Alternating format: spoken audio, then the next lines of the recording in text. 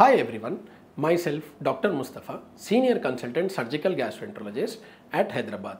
నేను ఈరోజు మీతో gallbladder surgery that is laparoscopic cholecystectomy గురించి ఆ ప్రాసెస్ డిస్కస్ చేయబోతున్నాను.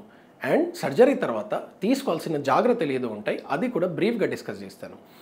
గాల్బ్లాడర్ సర్జరీ రోజు మీ ఆపరేటింగ్ సర్జన్ మీకు ఫాస్టింగ్లో పిలుస్తారు. సర్జరీ టైం వచ్చేసి ఒక 40 minutes to 1 hour ఉంటుంది. సర్జరీ వచ్చేసి లాప్రోస్కోపీ ద్వారా గాల్బ్లాడర్ స్టోన్స్తో పాటు రిమూవ్ చేస్తారు.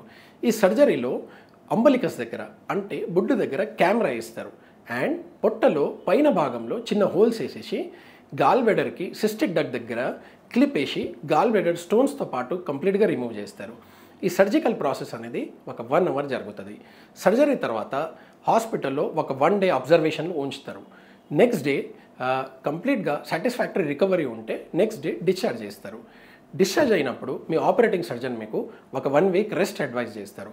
ఈ 1 weekలో మీకు డైటరీ అడ్వైస్ ఇస్తారు. ఆ డైటరీ అడ్వైస్లో సాఫ్ట్ డైట్ అడ్వైస్ చేస్తారు.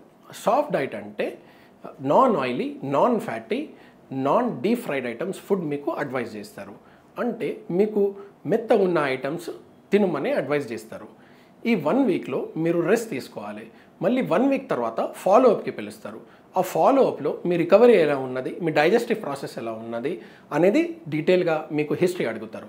అట్లనే మీ అబ్డామిన్ ఎగ్జామినేషన్ చేసి ఆ క్లిప్స్ ఇంకా స్టిచెస్ ఏదో ఉంటాయి సర్జరీ చేసిన టైంలో ఏదో చేస్తారో అది సాటిస్ఫాక్టరీగా హీల్ అయితే రిమూవ్ చేస్తారు. దెన్ 1 week తర్వాత మీ రెగ్యులర్ యాక్టివిటీస్ కంటిన్యూ చేయడానికి మీకు క్లియరెన్స్ ఇస్తారు. Thank you.